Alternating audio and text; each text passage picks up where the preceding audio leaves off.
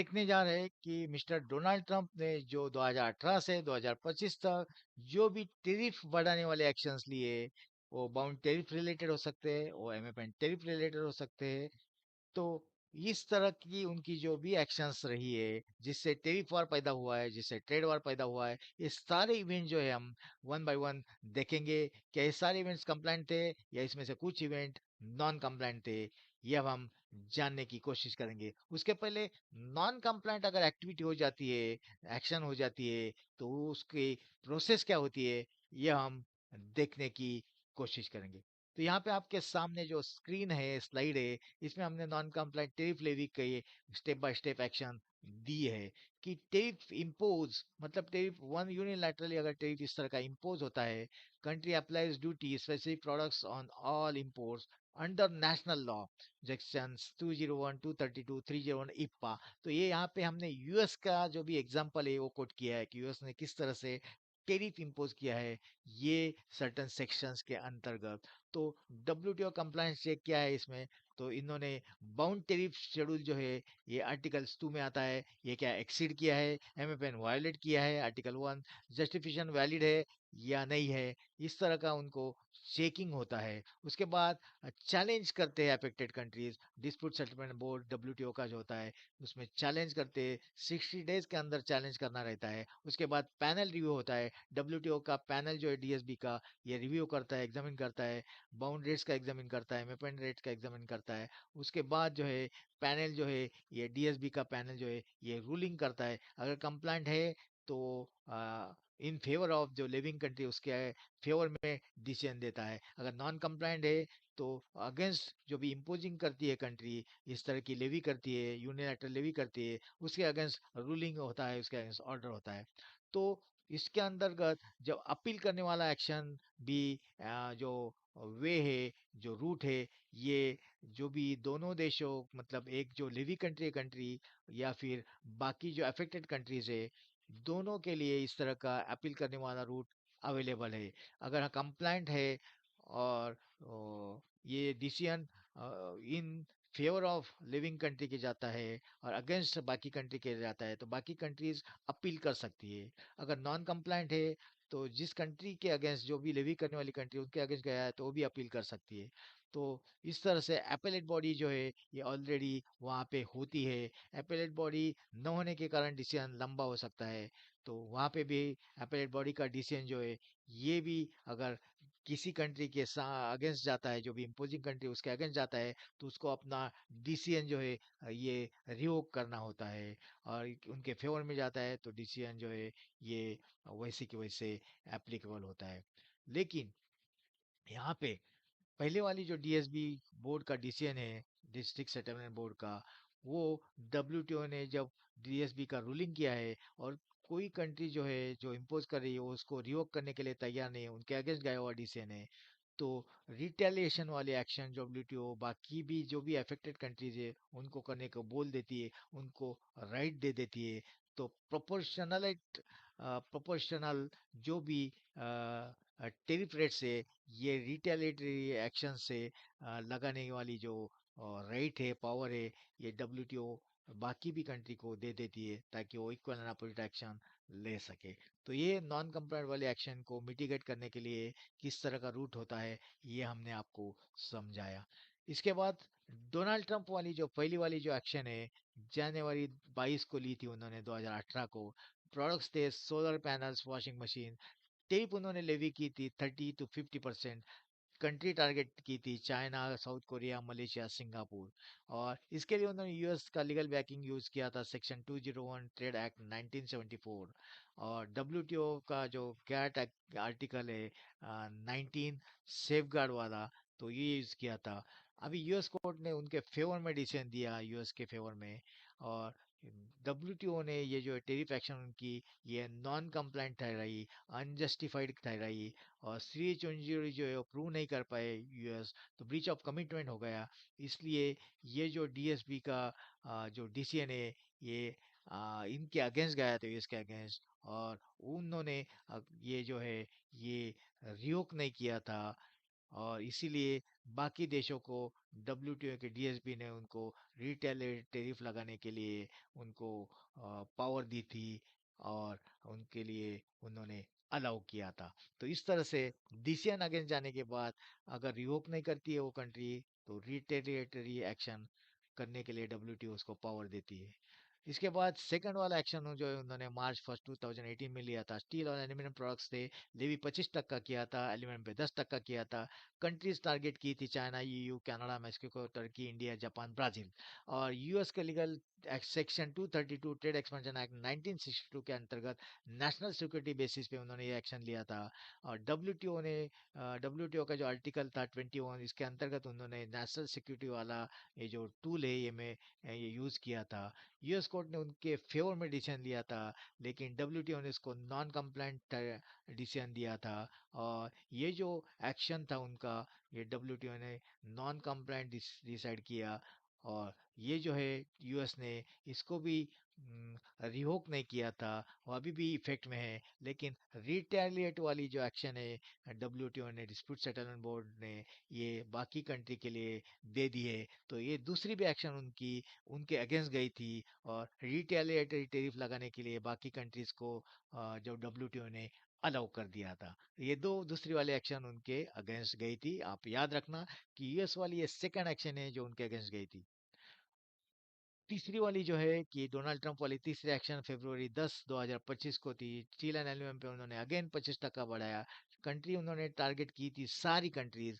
और यहाँ पे उन्होंने section 232 proclamation trade expansion act 1962 का यूज किया था। डब्ल्यूटीओ का लीगल बैकिंग लिया था सेक्शन गैट का आर्टिकल 21 से, सिक्योरिटी एक्सेप्शन। और यूएस कोर्ट में उनके फेवर में डिसीजन गया था, लेकिन डब्ल्यूटीओ ने इसको नॉन कंप्लाइंट करके डिसाइड किया।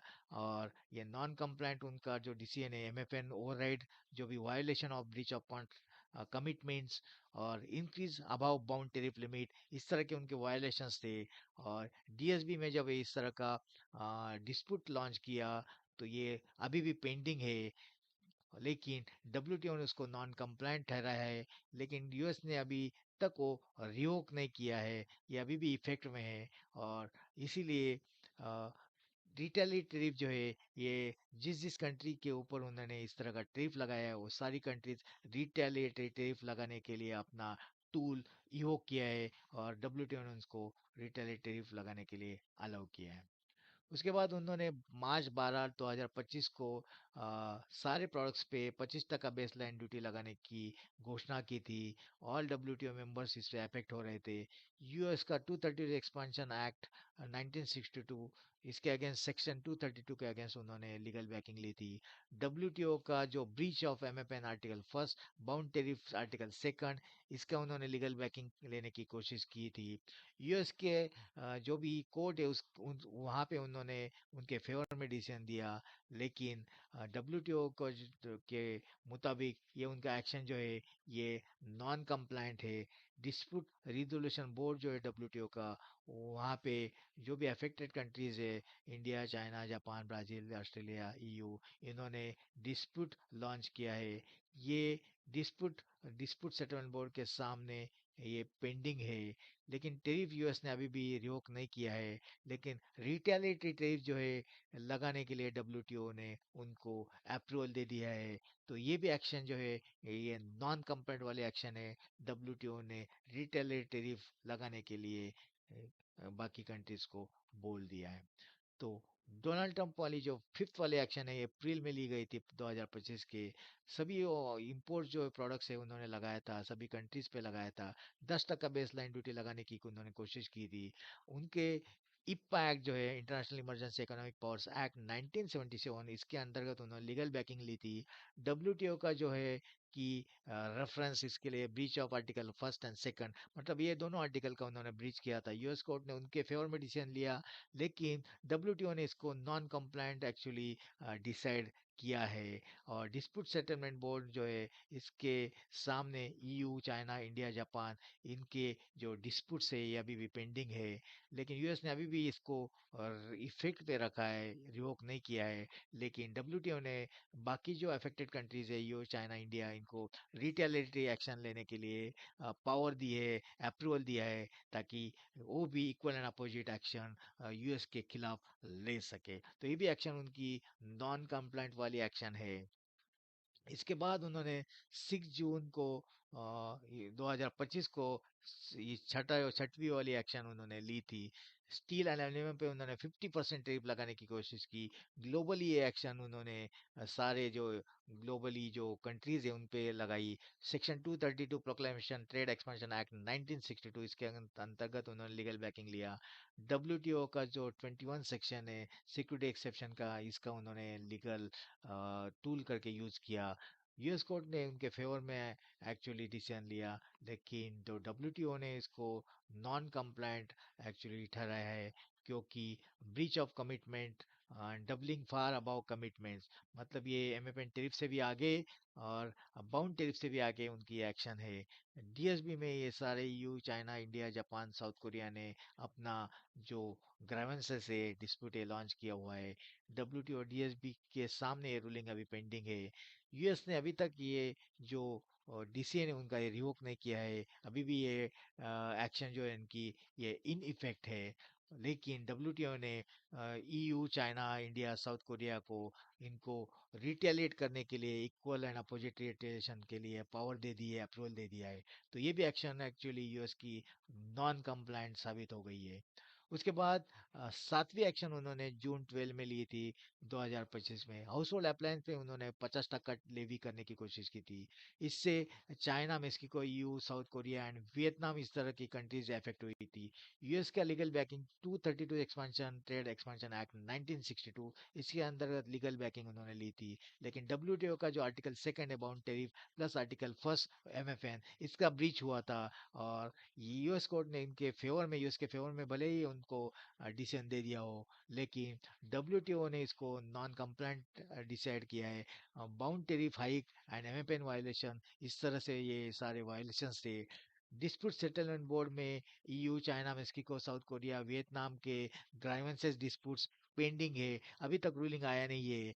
और अभी तक डब्ल्यू जो भी यूएस ने इसको रिवोक नहीं किया है, अभी भी इस तरह का टेरिफ है, ये हाइक जो है ये इफेक्ट में है। लेकिन डब्ल्यूटीओ ने जो भी मेक्सिको, यो, चाइना और साउथ कोरिया, ईयू कंट्रीज, इनको रिटेलिएटरी एक्शन, टेरिफ एक्शन लेने के लिए मुबादी है और अलाउ किया है, अप्रूव किया है, और इस तरह का उनको पावर दी है। तो ये भी एक्शन, जो भी सातवां एक्शन है, ये एक्चुअली नॉन कंप्लायंट साबित हुआ है डब्ल्यूटीओ में। डिस्प्यूट सेटलमेंट बोर्ड के सामने ये पेंडिंग है। तो डोनाल्ड ट्रंप का आठवां एक्शन जो जून 12 को 2025 को उन्होंने लिया था, ये एक्चुअली रिटेलिएटरी एक्शन था चाइना के against. Products wide range of Chinese goods, 20% उन्होंने एक्स्ट्रा टैरिफ लगाने की कोशिश की थी। चाइना ये टारगेटेड कंट्री थी। सेक्शन 301 ट्रेड एक्सपेंशन एक्ट 1974, इप्पा 1977, इसके अगेंस्ट उन्होंने इस तरह के एक्शन लेने की कोशिश की थी। लेकिन एमएफएन ब्रीच आर्टिकल फर्स्ट, मतलब ये आर्टिकल फर्स्ट जो गैट का आर्टिकल है, इससे एमएफएन ब्रीच हुआ है, एमएफएन कमिटमेंट ब्रीच हुआ है। इसलिए भले ही यूएस कोर्ट ने उनके फेवर में एक्शन दिया हो, डब्ल्यूटीओ ने इसको नॉन कंप्लायंट डिसाइड किया है। ये डिस्क्रिमिनेटरी एक्शन हुआ है, नॉन डिस्क्रिमिनेटरी नहीं है। तो इसमें जो भी है, जो चाइना को उन्होंने कम देखा है, कम दिखाने की कोशिश की है, मतलब इक्वल दिखाने की कोशिश नहीं की है, डिस्क्रिमिनेशन किया है। और इसी वजह से चाइना ने डब्ल्यूटीओ के डिस्प्यूट सेटलमेंट बोर्ड में अपना डिस्प्यूट रखा है, ग्राइवेंसेस लॉन्च किए। लेकिन ये भी डीएसबी के सामने पेंडिंग है। यूएस ने अभी भी इस तरह का जो टेरिफ है ये एक्शन में रखा है और रिवोक नहीं किया है। लेकिन चाइना को डब्ल्यूटीओ ने रिटेलिएटरी इक्वल टेरिफ लगाने की जो मुबा है, अप्रूवल है, ये दे चुके हैं, राइट्स उनको दे चुके हैं। तो ये भी एक्शन जो है, आठवीं वाली एक्शन, ये डब्ल्यूटीओ की, यूएस की नॉन कंप्लायंट एक्शन है। इसके बाद उन्होंने नाइन्थ वाली एक्शन ली, जो अगस्त 19 2025 को 407 ऐसे एडिशनल प्रोडक्ट्स है जिस पे उन्होंने 50% का इस तरह का लेवी करने की कोशिश की, टैरिफ लेवी करने की कोशिश की। इससे ग्लोबली उन्होंने बाकी सारे कंट्रीज अफेक्ट हो गए, specially China, EU, Mexico, Japan, India, ये कंट्रीज अफेक्ट हो गए। सेक्शन 232 एक्सपेंशन एक्ट 1962 के अगेंस्ट उन्होंने इस तरह की एक्शन ली। WTO article second boundary and article 21 security justification, इसका उन्होंने आधार लिया, लेकिन यूएस कोर्ट ने उनके फेवर में डिसीजन लिया, लेकिन डब्ल्यूटीओ ने इसको नॉन कंप्लायंट डिसाइड किया है, क्योंकि बाउंड टेरिफ जो है ये अबव कमिटमेंट उन्होंने इंक्रीज किया है, ब्रीच ऑफ बाउंड टेरिफ किया है। डब्ल्यूटीओ की ये जो यूएस की एक्शन है, डब्ल्यूटीओ नॉन कंप्लायंट एक्शन है with respect to bound tariff, and इसीलिए इंडिया और बाकी भी देशों ने डब्ल्यूटीओ के डिस्प्यूट सेटलमेंट बोर्ड में अपना ग्राइवेंसेस लॉन्च किया, डिस्प्यूट लॉन्च किया है। अभी तक ये जो भी रूलिंग है ये पेंडिंग है, लेकिन यूएस ने अभी भी ये जो टेरिफ है ये इन इफेक्ट रखा है, इसको रिवोक नहीं किया है। लेकिन डब्ल्यूटीओ ने EU country, India, Japan, China, Mexico, इनको equal and opposite retaliate tariff लगाने की जो मुवा है, राइट्स है, पावर है, ये जो डब्ल्यूटीओ है इन्होंने दे चुके हैं, ताकि ये भी अफेक्टेड कंट्रीज उनको इक्वल वे से रिटेलिएट करे। तो इस तरह दोस्तों ये सारी एक्शन जो यहाँ पे हमने देखी, ये टोटली एक्शन जो है उनकी ये नॉन कंप्लेंट वाली एक्शन है।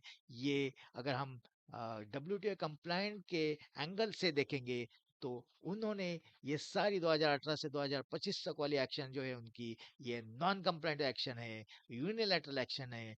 ये इस तरह का उनका खुद को प्रस्थापित करना जो उनका ध्येय है, खुद को सबके सभी देशों के सामने एक बड़ा महसूस करना, एक रूलर महसूस करना, या डिक्टेटरशिप बेसिस पे इस तरह के टेरिफ बढ़ाना, ये उनको दुनिया को दिखाना था। लेकिन डब्ल्यूटीओ जो है जो रेगुलेटिंग अथॉरिटी है, इस तरह के डिस्प्यूट सेटलमेंट बोर्ड्स और अपीलेट अथॉरिटी उनके पास अवेलेबल है। तो ग्राइवेंसेस जाने के बाद ये सारे रूलिंग डब्ल्यूटीओ जो है ये यूएस के अगेंस्ट करता है। ऑलरेडी 2 एक्शंस उन्होंने यूएस के अगेंस्ट दे दिए, बाकी सारे एक्शंस अभी भी उनके सामने पेंडिंग है। लेकिन बाकी जो भी अफेक्टेड कंट्रीज है उनको डब्ल्यूटीओ रिटेलिएटेड एक्शन वाली जो टेरिफ वाली एक्शन है ये पावर दे देता है, ताकि बाकी भी अफेक्टेड कंट्रीज है वो यूएस को रिटेलिएटरी इक्वल टेरिफ वाली एक्शन लेवी कर सके और रिटेलिएट कर सके,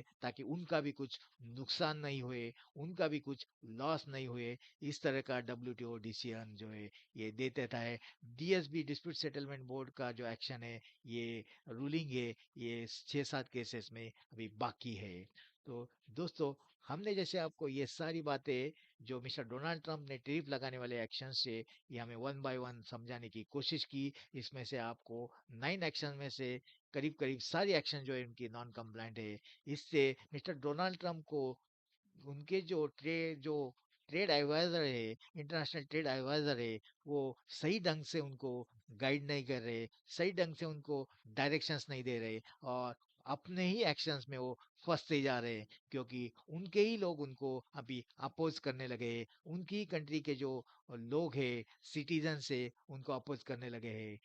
भारत ने तो अपना रिप्लाई अलग वे से दे दिया है कि अगर हम जो है कि हमारा एक्सपोर्ट जो है उस पे अगर हम मिस्टर डोनाल्ड ट्रंप जो है ये इस तरह के लेवी लगाना चाहता है तो हम अलग मार्केट देखेंगे, यूएस को हम एक्सपोर्ट नहीं करेंगे, हम अलग ब्रिक्स वाला मार्केट एक्सप्लोर करेंगे।